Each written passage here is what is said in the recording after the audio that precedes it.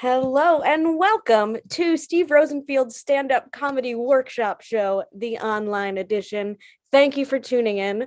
What you're going to see tonight is a company of stand-up comedians who have trained in a workshop conducted by the award-winning comedy director, the founder of the American Comedy Institute, and the author of the book Mastering Stand-Up, Steve Rosenfield. Now, some of our alumni have gone on to perform on The Late Show, The Tonight Show, Conan O'Brien, Gotham Comedy Live, Saturday Night Live, and they perform in the best comedy clubs all over the United States, all over the world, and all over the city. And now the best club in probably the whole world is in your living room right now. You own a comedy club. Congratulations. 2-drink minimum is in effect.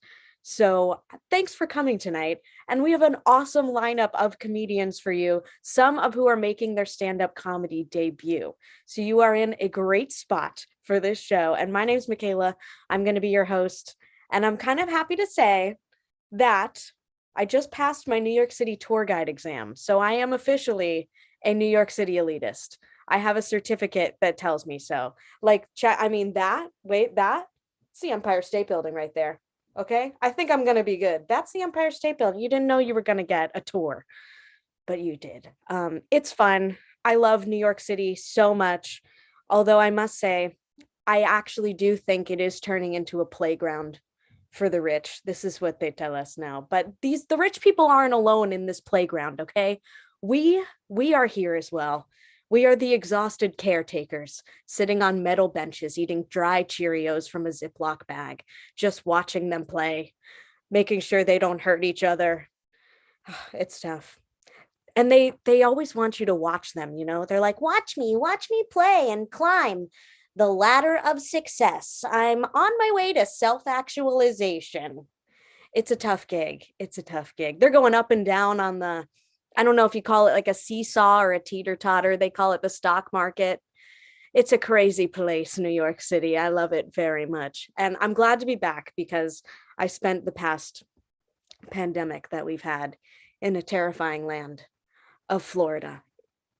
It was scary. Oh my gosh. I could not fall asleep at night. My parents live in a 55 and over community, and I knew I was the only fertile woman in at least a mile. And if this pandemic became a situation where we had to repopulate the earth, there was going to be a line of old men knocking down my door, a line. So I had to create the competition, which would eventually ensue. I'd call it the Viagra Games. You must have an active driver's license to enter. Then there would be a jitterbug competition to determine their style, their endurance, their flair, and finally bocce ball to the death. I would procreate with the lone victor of the bocce ball tournament. And by procreate, I mean we'd get one socially distanced early bird special at Boston Market. It's as far as I was going to go with that, for sure. I moved to a new apartment recently. It's not my dream apartment because it's not. First of all, it's not in this island. It's across the river, and it's not above or next to or within a bakery. That's what I'm looking for next year. I would love to live on top of a bakery. I'd be friends with like all the people who work downstairs. I'd probably come home after a long day. They'd stop me like, hey, Michaela, what's going on? You're looking a little bit down. You know what? You want the ugly rolls? Oh, we got a whole tray of rolls back there. They're deformed. They baked weird, but they are bread and you can have them if you want. I'd be like, yes, that would be incredible. They'd trudge up the stairs in the middle of the night with a 3-tier wedding cake. Like, the wedding's off. He got cold feet, but you got hot fudge. This cake is for you. That would be wonderful. I'd have no complaints about noise. They wouldn't throw any parties. They'd just be getting ready in the morning like, oh, Paulie, we got so many utensils covered in custards and meringues and icings. How are we going to get these clean before we open? You know what? Send them upstairs. There's a pulley system. I get a delivery of utensils. Lick, lick, lick. That's the life I'm looking for next year. That's what I'm going for. Back in college, I'll be honest, in my college days, I was a lesbian, and I still am because I'm not a quitter. I'm not going to quit. I know you're like, how is this possible, Michaela? You're wearing the biggest flannel I've ever seen. No, it's true. I'm gay. It's true. I'm not the only one in my family either. I have a wonderful aunt and her wife, and they give me advice. I won't call it good. It's a little outdated. They came out in like the 80s. So I'll ask them, "Hey, how can I tell this girl that I like her?" And they're like, "Okay, McKay, here's what you're going to do. Step number 1, marry a man, wait 10 to 12 years. That's the first step in this process." I'm like, "No, that's not what I'm looking for here." Like, "No, you're playing the long game, okay?" Then at your weekly all girls poker game, go on up to your friend Debbie, give her a passionate but clumsy kiss on the side of the cheek, wait 10 to 12 more years. Okay? Let it sit. Let it sit. Then at your goddaughter's communion, go up to Debbie. She's there. She's like family. Kiss her full on the mouth. Tell her you'd die for her and live happily ever after. In secrecy. Tell no one. Never tell anyone what you have done. I'm like, okay, great advice. I love you guys. Thank you all so much. My name's Michaela.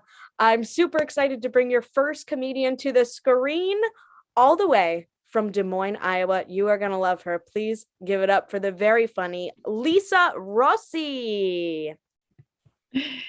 Hi. So I was making meatloaf the other day, and when I do, I take off my wedding rings, because of the squishy when you're like preparing the meat. And I noticed that my husband was looking at my wedding rings on the counter, and he looked excited. And I'm thinking, wow, does he want to like do it like we did it before we got married and had kids? And I'm like, hey, you're excited. What are you excited about? And he's like, babe, we're getting meatloaf. So I was talking to this New Yorker the other day that I live in Iowa because of the food. And he thought that was weird. I'm sorry. I want to live in a place where people understand that tater tot casserole is self-care. I want to live in a place where people know when there is a ham and there are little cheese bits in it, that's a party. And if you're a vegetarian, something's wrong with you. You're wounded. Actually, when I hear someone order pop, I don't hear soda, I hear friend. So my parents were really religious, and my mom, she had just 2 rules for me. She said, don't have sex before marriage, and don't get dead. So I'm 1 for 2. They were so religious, it wasn't until the birth of their 4th child that they finally got Catholic birth control. Twin beds in separate homes. Actually, that works. I wanted to lose my virginity in high school, but I couldn't. And it wasn't just my parents and their Catholicism. It was their home decor. They'd be out at the movies and I'd bring a guy home for a date. And what can I tell you? On the walls, shotguns and wedding pictures. That is not an aphrodisiac. I left home and I ended up losing my virginity to this guy named Mark. And Mark was a little bit older than me. Okay, he wore a back brace. He had this certain smell. He smelled like cough medicine. So we put in the movie Eyes Wide Shut, which is how I lost my virginity to him. My mom told me that sex before marriage is bad. And it was. Actually, I Facebook stalked Mark the other day, and it turns out he achieved his dream. Mark went on to become CEO of a grilled cheese sandwich stand, which is so perfect because sex with Mark was exactly like eating a grilled cheese sandwich. It was over really fast. I felt disgusting afterwards. And then I immediately craved another one. I wonder what Mark would say about me now that I'm Iowa's meatloaf queen. I think he would say, sex with Lisa is a lot like preparing meatloaf. You have to use your hands a lot or it's never going to finish. So in high school, I was nominated to be on the homecoming court. Yeah, thank you. Thank you, which it's a big accomplishment because to be even considered, you have to regularly shower. I was nominated for homecoming queen, but not everybody was into me, which was the exact same experience the next year when I was invited into my first threesome. Thank you very much. You've been an amazing audience. I'm Lisa Rossi. Lisa Rossi. Lisa, I didn't know that you were homecoming queen. And did you know that I was my high school's homecoming? Yes, you have two homecoming queens on the show. That's never happened before. The only difference is my high school didn't have a football team, so it was a made up thing we did for a dance one time, but I did win. Thank you. Your next comic coming to the screen made her stand-up comedy debut just the other day. She's making her online stand-up comedy debut right now. She is very funny. You will love her. So give it up all the way from North Bergen, New Jersey. This is Linda Kuriloff. Hey there. That's right. I'm Linda Kuriloff, a South African woman with a name like a Russian Jew, which is convenient for me because I know how to keep the beat and I know where to get the drum wholesale. My husband's Jewish and I'm Zulu. I call our stepdaughter a Julu. In Zulu culture, children get names that have something to do with what's going on in the minds of their parents when they're born. My stepdaughter's lucky. If I had named her, she'd have been Powerball Scratch-Off Kuriloff. Some people call me paranoid. I think that's kind of a strong word. I think of myself more like a Zulu worrier. I worry about the aging. I worry about poverty, a very specific kind. Mine.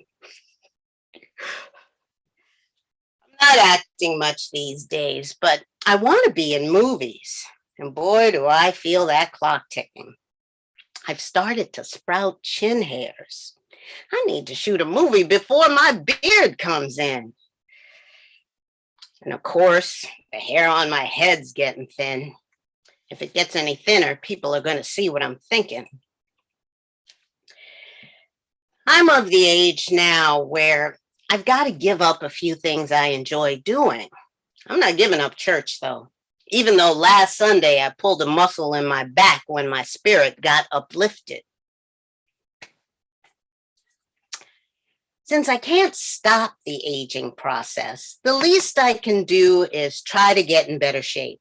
So I've been doing yoga and I'm seeing progress. My stretch marks have more stretch. You know, I think it's an outrage that when you gain weight, people accuse you of doing it on purpose. You're putting on weight. You're picking up weight. As if that's what I meant to do. But then when you manage to reduce weight, they talk like that's not what you meant to do. You lost weight. You dropped weight. I want some acknowledgement for my hard work. How about some, girl, you look good. I see you have really de-Haagen-Dazs'd yourself. I mean, you have truly undunked your donuts. Child, you have shook off the Shake Shack. My husband and I have been married 18 years, and I call us relatively happy, meaning when he's away with the relatives, I'm happy. I'm just kidding, though. I'm glad I'm married. I couldn't do the dating thing anymore. Clubbing was never for me. It was awkward. I mean, when I was interested in a guy, The more interested I was in a guy, the lower I danced to the floor. Oh, you're in entertainment? That's cool. Are you working on something now? Ah, a film. How nice. Do you have a big part? You're the director? The roof is on fire. Thank you, folks. You've been a great audience. Linda Gurloff. Oh man, the only bummer about Zoom is that we couldn't see how low you got. We have no idea. You could have been to the floor. You could have.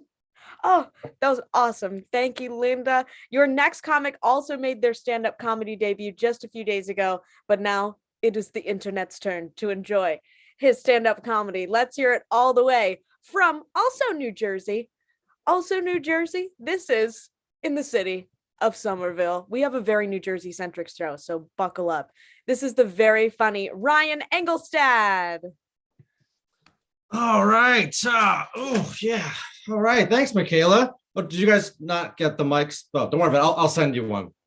Well, as you can see, I'm coming here from a very convincing brick wall. Actually, this is the room I've been doing therapy in for the past 2 years. And like everyone else, working from home has gotten a little stale for me. Like, how high can the stakes really be if I can show up to work in my pajama pants, right? So over time, I feel like I've started to look for something more exciting, more unpredictable, like maybe crisis negotiation. But the only in-person crisis negotiation experience I have is dealing with my 6-year-old daughter. And I'm worried that that experience might bleed into any actual crisis experience I find myself in. Like, just imagine, okay? All right, what do we have? Jumper on the 13th floor? All right, give me the megaphone. Hey, are we making good choices up there? These don't look like good choices. I can tell you're feeling a lot of big feelings, though. You know what Elmo says about big feelings? They come in all shapes and sizes.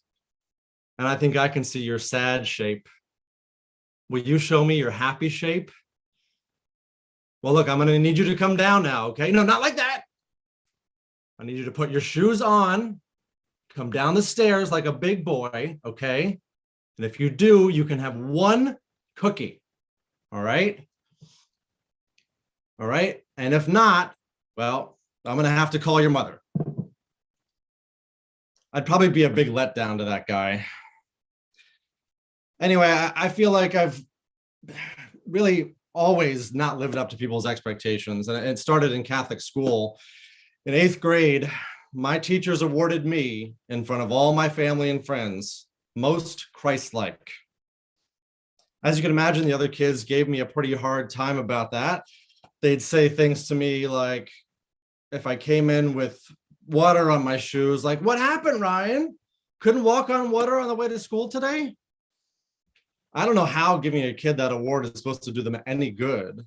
Like, obviously it went to my head a little bit, you know, as I started applying to colleges. That's probably why I didn't get into some. You know, they ask you, what do you hope to achieve in life? Obviously I wrote, I just don't want to get crucified. And by the way, I just want to state for the record, if I am the second coming, I also disagree with this casting choice. I personally think we were ready for maybe like an Idris Elba type, or we could have gone even more progressive and maybe Lady Gaga, right? Or as she, of course, would be known, Our Lady of Gagalupe. Because look, I mean, there are a lot of ways that I'm not Christ-like. I can't grow a decent beard to save my life. I can't even convince my dog that I can make her ball disappear. So now I worry that if heaven and hell actually are real, I'm going to get to the pearly gates and St. Peter's going to be real sassy about it. It's going to be like, well, well, well, look who's here. The guy who didn't want to send his daughter to Catholic school, despite us telling him he was the second coming. Also, no miracles, huh? Whoa, well, St. Peter, I did convince my daughter to smoke a little less weed. That was a miracle. And look, I mean, even if they let me into heaven, is it just going to be the same as hanging out with my dad and all of his friends now? Are they just going to make fun of my outfit and, make me spend eternity hearing all their fishing stories? And, my mother, she always insisted that we pray to all these different patron saints. Like before we took a trip, I had to pray to Saint Christopher. If I lost something, I had to pray to Saint Anthony. If our dog got sick, I had to pray to Saint Francis. Like, who were these guys and why did God have people running errands for him? And what happened to the one God thing? And my mom is an accountant. Who would want to go to an accountant who thinks, let's see, the Father, the Son, the Holy Spirit carry 10,000 saints, that makes one? Well, now I know why I'm terrible at math and why you should probably look for a Jewish accountant. Thank you all so much. This has been a blast. My name is Ryan Engelstad. Have a great night. Ryan Engelstad. Ryan, if you are indeed Christ, I think it makes those saints your second cousins or something. So you're going to have to see them at the family reunion. You'll get on a first name basis with them. You got it. Your next comic coming to the screen is performing from the Upper West Side, which I know it's over there somewhere. It's over there somewhere. So please give it up for the very funny Rachel Rubin. And unmute yourself, Rachel. Yes, thank you. You're Simple welcome. technology. Well, yes, you are correct if you are thinking right now that I'm old enough to be your mother. And if you're not thinking it, I think I know why. It's because I'm over 60 and you might be under 30. And to you, I'm invisible. So, hopefully you're still getting the audio, maybe some orbs of light around here, something. But I don't mind being invisible because right now I can fucking shoplift anything I want. I was in Macy's the other day and I got away with one of those complete comforter sets, the big ass plastic cube with the little handle. And I'm just about to get through the revolving door and all the alarms go off. And I'm like, oh my God. I think it's my pacemaker set off all these alarms. And 3 salespeople come running towards me and they're like, ma'am, can we get you an ambulance? I'm like, no, that's okay. But I could use a cab. So, what's ruining getting older for me? It's Viagra. Really. I mean, I was looking forward to a time in my life when blue balls would not be an issue. You remember blue balls? Like, such a big thing. Like, the guy gets aroused, and if the woman doesn't do something quickly, then he ends up with the dreaded blue balls, which is essentially a 10-minute ache. But look, it's serious. It's serious. It's nothing like what women go through every month. 5 days of cramps, 6 days of bleeding, weight gain, bloating, suicidal thoughts. And hey, it only lasts 45 years.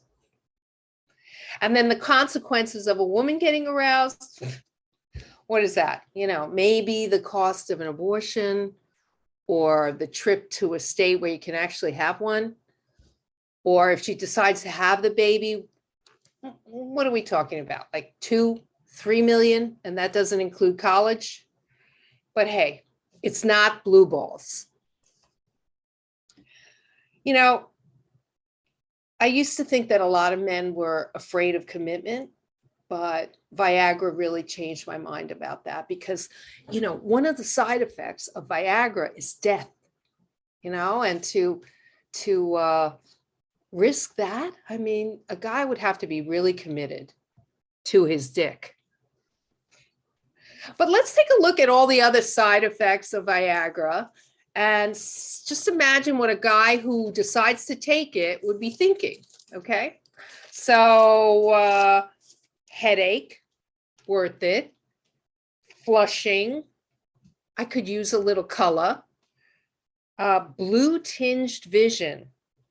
Lucy in the sky with diamonds. Woo! Nausea. Who cares if everything's blue tinged, man? Stuffy or runny nose. Oh, please, worth it. Back pain, muscle pain, worth it, worth it. Dizziness. I'll be laying down already. Rash. Scratch my itch, baby. Wait a minute. Heart attack? Stroke? Irregular heartbeat? Death? So worth it. You know, and then there's the warning. If a man has an erection for more than 4 hours, he should seek medical attention. So I understand if it's 4 hours, then I need to drive him to the hospital. But what happens up until then? I mean, you know, after 30 minutes, I'm done. And if he isn't, we have a 3.5 hour blue ball situation. So, you know, sex and trying to be sexy as you get older is just harder. You know, when you're young, it's so easy, it's automatic. The pheromones just jump off of you. And before you know it, you got men lined up and ready to go. Now, without those hormones sending out that signal loud and clear, I'm running around going, hello? Hello? Can you hear me now? Thank you. That's my time. Been a great audience. Rachel Rubin. Rachel, you've got me reading the warnings on my bottle of menstrual pain relief pills. And I swear, it's like the things that it has to fix are the side effects of Viagra. Do I have a conspiracy theory on my hands here? I think that they just need to take one of these and then all of the side effects will go away. That's my theory at the moment. I'm really excited about your next comedian. He also made his stand-up comedy debut and he's making it online right now, all the way from Guttenberg, New Jersey. This is Sam Shalom. Thank you, thank you, thank you. Wow, I'm making my YouTube debut also. This is very, very exciting.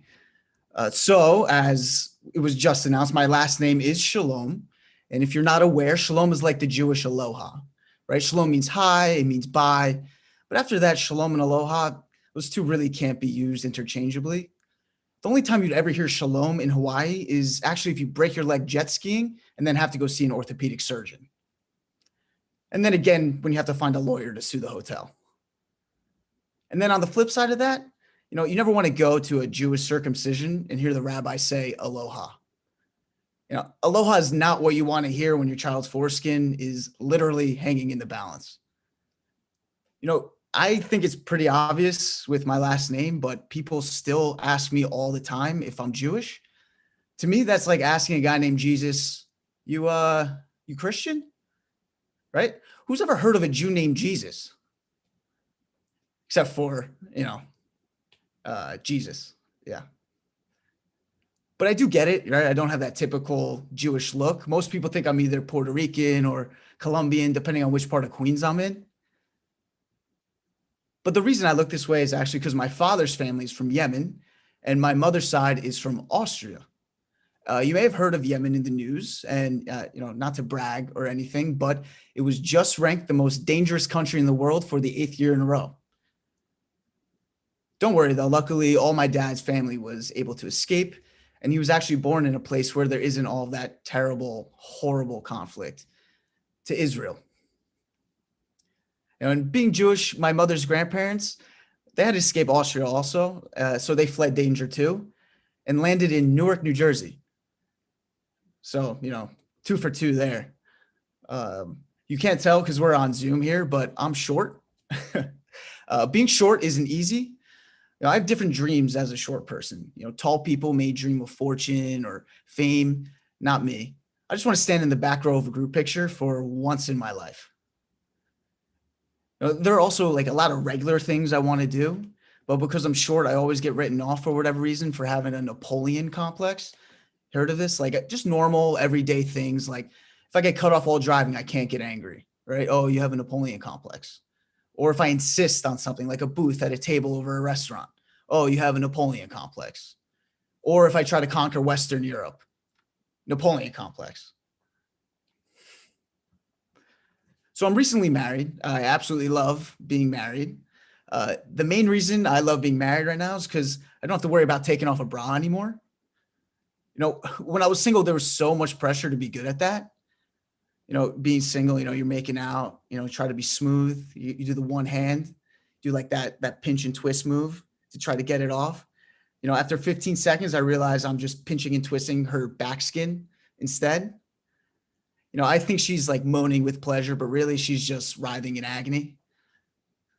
So eventually I'd have to bring that, you know, second hand around and try to do it, but I'm short, so my hands can't reach. And it ends up looking like I'm playing video games, like I'm trying to beat the last level in Super Mario Brothers. And by that point, you know, I've lost all momentum. And guys, is there nothing more embarrassing than her just reaching back, moving her hands out of the way, and ordering you an Uber home? But now I'm married, right? I never have to worry about that anymore. Once my wife gets home from work and she does this move, she does the over the shoulder, then the slip from out from the armpit. Whew, that gets me going. She dangles that bra in front of me like I'm a dog and it's my leash. I'm like, where are we going? Going for a walk? What are we doing?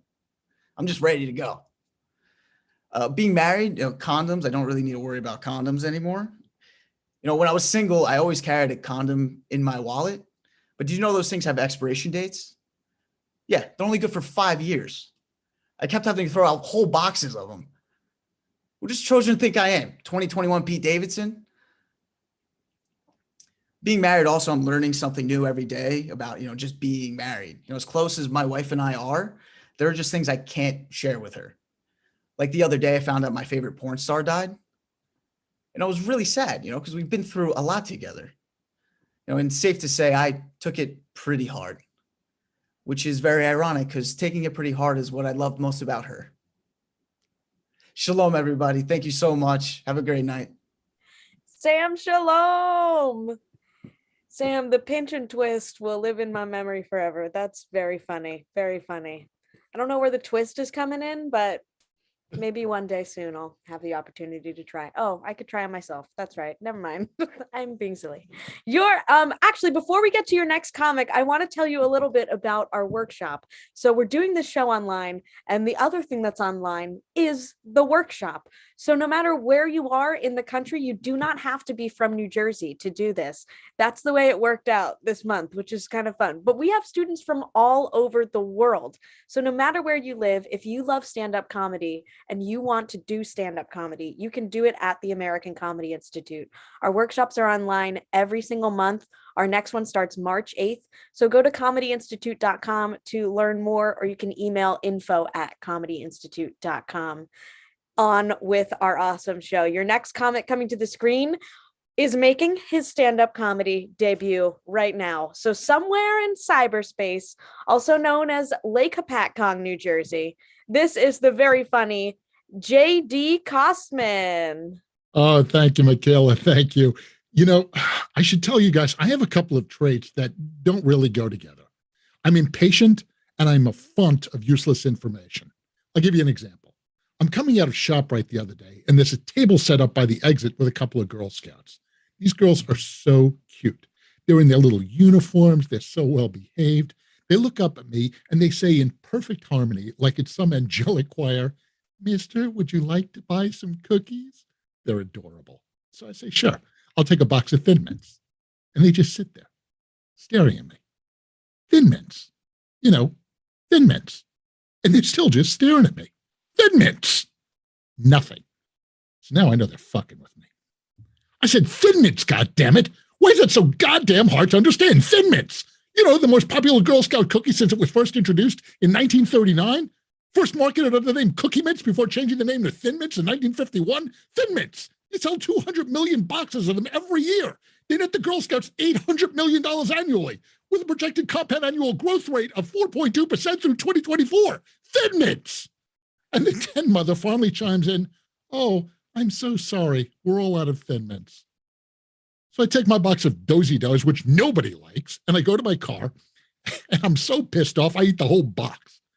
course, now I have to go back and get another box. And well, my lawyer says I'm not supposed to talk about the rest until after the hearing. Look, I love kids, but there's some things they have to learn. Specifically, they're wrong and I'm right. Just the other day, I'm driving home and I get stuck behind a school bus. And of course, we're on a single lane road. And this bus driver is stopping every 2 feet. And I say to my wife, this guy is fucking with me. And my wife, who loves to contradict me, tells me he's not fucking with you. He's dropping off the children. Relax. Yeah, because that's what you want to hear from your wife when you're pissed off. Relax. Oh, I'm so glad you told me that, because now that you said relax, I'm so serene. Look, I'm all about kids' safety, but I also know there's an obesity epidemic that's out of control. So hear me out. Instead of a law saying you have to stop when the school bus puts out those little signs, what if you just had to slow down? You know, give them a chance, but make it interesting. I'm thinking 45, 50 miles an hour. You know, you get the fat kids to spend little time running every day. Think about the workout they would get dodging and weaving with the place. It'll be great one afternoon, and they could burn off an entire box of the Thin Mints those little pigs have been hoarding. You know, the other night I'm flipping through the channels and I click on the Fox News. Hey, I like to watch Fox sometimes. MSNBC is too far to the left. CNN is too boring, but Fox is reliably the vortex of stupid. So I'm watching Tucker Carlson. Have you seen the expression on his face? He always looks like this. Would somebody please buy that guy a bran muffin? So I stopped to watch Tucker because he's talking to Donald Trump. And I'm thinking, this is going to be good. You know, I actually met Donald Trump once. He's like a cross between Mussolini and Pee Wee Herman. He's like a Bond villain and a Teletubby all rolled up in one. And Trump is saying to Tucker something like, they want to send me to prison just for leading an armed insurrection. Come on, people. I wouldn't rape America. She's not my type. Thank you very much. I'm JT Kostman. Thank you. JT, but you did something good on the day that you didn't get Thin Mints. And that is you helped those little girls earn their fuck with someone badge. They were missing that one. So you've done a service. Nice job, JT. Your next comic, all the way from Washington, D.C. She's a good friend, a lovely person, and a really funny performer. You will love her. Give it up for Yelena Kulik. In Russian, there is no word for fun. The closest word is joy. And that's a problem for the Russian woman, because on the first date, if the guy asks you, what would you like to do tonight? You can just say, let's have fun. You have to say, let's have joy. And then the problem starts. People challenge themselves in America. CrossFit, triathlon, mud running, to feel alive. In Russia, many people also challenge themselves like this. We have Trans-Siberian escape from a labor camp. Running barefoot in sub-zero temperatures while chased by police with guns and dogs, that burns off the calories.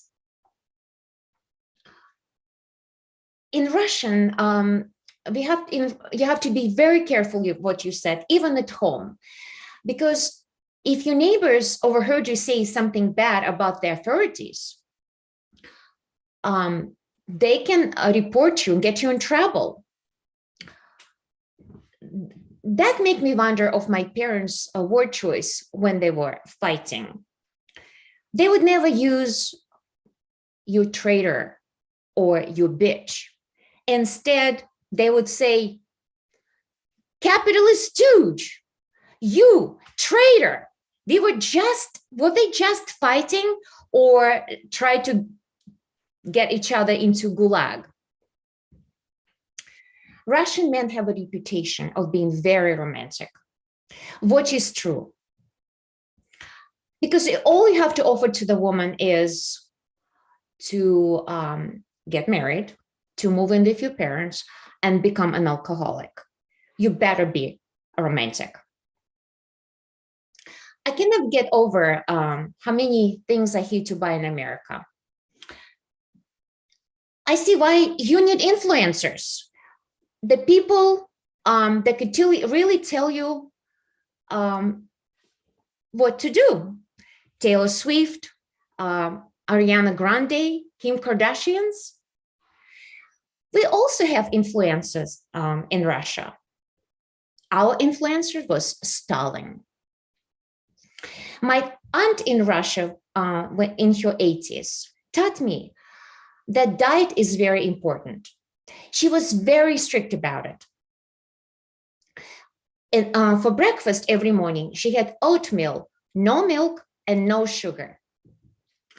And every night, when her husband came home from work, it was strictly vodka and sex.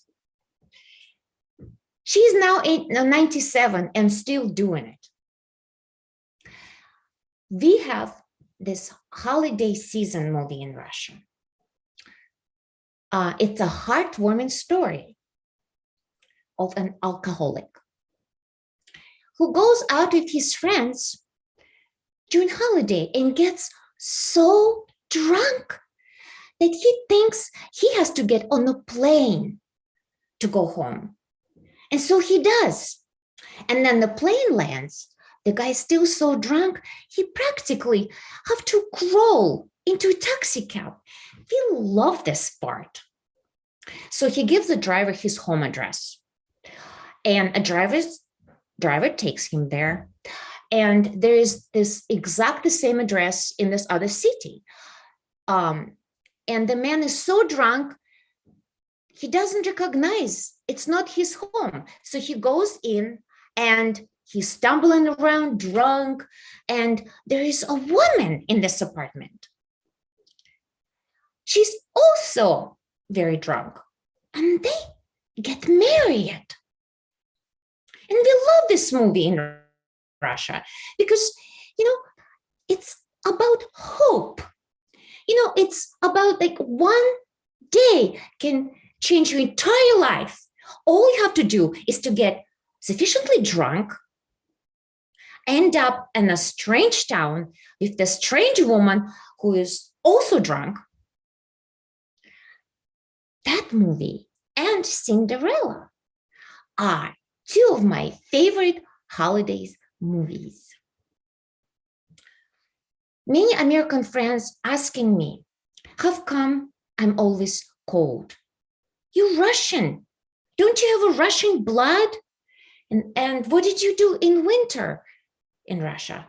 And I said, what do you mean? I did exactly what I had to do in spring, summer, and fall. I suffer. Thank you so much. I love you. Yelena Kulik. Yelena, I think Cinderella may have been drunk too. She left her shoe. I mean, that only happens when you've had a little stuff. That sounds like a good movie though. Send me that information. I'd like to watch that. Your next comic coming to the screen, making her stand-up comedy debut. She's all the way from Wichita, Kansas. This is Sabi. Hello, my name is Sabi. I live in Kansas and I'm Palestinian. You're probably thinking, oh God, not this story again. I love being a Palestinian Kansan because I get to live in two cultures. I'm one of 7 siblings. So when I'm with my family, it's like I'm right back in Palestine, an active war zone. Our Palestinian home smells different than other Kansas homes I visited. Ours smells like olive oil and hummus, and theirs smells like sunflower and nuts. A lot of people are surprised that so many people in Kansas do meth. I mean, Superman came from Kansas. What do you think he was on? I know. A lot of people judge me on the way I look, and I have very strong feelings about it. I love it. Everybody in my family looks like me. When people see us, they say, "Oh, your family must be like the Kardashians." But honestly, if you want to see a television show that reminds me of my family, you should watch Euphoria. I'm dyslexic and speak 3 languages, and I'm worried about my brain getting overloaded. I mean, it has to scramble up words in Arabic, English, and French. I call myself a serial entrepreneur. I start businesses and kill them. White women here are starting to use a lot of hummus, coming up with recipes I've never even heard of, like smoky sweet potato hummus. I think I finally understand how the avocado and guacamole feel. The other day, one of my white girlfriends mixed the 2 together and created an avocado hummus. Oh, white women. My ex called off our wedding because I wouldn't sign a prenup. We had a very thoughtful conversation in which he said, "I want prenup. I want prenup. I want prenup." I said, there's something that we just can't have. If you're marrying me, I'm taking half. I ain't saying I'm a gold digger. There was one sentence that I asked him to explain to me, and it said something like, the parties agree that each party shall provide payment of their individual healthcare, condolences, and funeral expenses. So I asked him, because I wanted to make sure I get this right, what you're saying here, if you get cancer, you're on your own, bitch. And my own funeral expenses? Are you fucking serious? Didn't I tell you I'm immortal, you asshole? I have a very close group of girlfriends that I went to high school with. And once a year, we all get together somewhere. So we're getting together again in May, and one girl thought it would be fun if each girl brought a drug. Alex, who lives in LA, bringing that kush. Amanda, who lives in Miami, she's bringing the Molly. Gio, who lives in Dallas, she's bringing the cocoa. And then they said, "Sabi, what are you gonna bring from Kansas?" And I said, "Do you guys like math?" Thank you guys so much. My name is Sabi. Sabi! And then you're all gonna mix it in the hummus, right? That's the dose. 1 pita chip of whatever. That sounds like a party. We have one final comedian, and I'm really excited to see their stuff. I know you're gonna love her. She lives right around the corner, all the way up in Washington Heights. This is the very funny Eve Carruthers. Hey, thank you both live and virtually. I thought we'd end tonight with talking about something terrible, right? The phrase practicing medicine. Yes, the cesarean was a failure. Yes, I'm practicing, so I'll get it right next time. If you have next time. Personally, I appreciate the honesty. No one's perfect. We're all learning here. I just wish they weren't such arrogant pricks about it, though. Say you went to a restaurant, you had a server who was like, "Hello, my name is Eric. I am practicing being your waiter tonight." No. And you ask what the specials are, and he starts gaslighting you, saying, "I already told you what the specials are." Besides, I don't think you need them with that massive thyroid of yours. Rude! My boyfriend and I were arguing the other night about who's more out of the way, all right? Him or me. So he's all the way over in Chelsea, like 34th Empire. Oh. Yeah, meanwhile, I'm just up in Washington Heights. And he's throwing down that I'm more out of the way because I don't have some fancy Whole Foods, all right? Ridiculous. I can get everything he can get at his little dick food store. I just have to go to like 10, 12 bodegas to do it. And I don't like that one of my clerks is judging me, all right? I'm just going in, grabbing my daily essentials of popcorn, ice cream, and nacho cheese Doritos. I have no idea what's wrong with them. Oh, but did you know there's an ergonomic pillow you can get to alleviate pressure between your asshole and your ball sack? You know, your taint. Learned that the other day from my dad. Hope you're watching. Love you. No, hang on now. I also learned gravity's still a theory. Like, probably not wrong at this point, right? Okay, I used to want to be a performer for a living. Thankfully, I had a drama teacher talk me out of that one. Told me I was too smart to be an actor.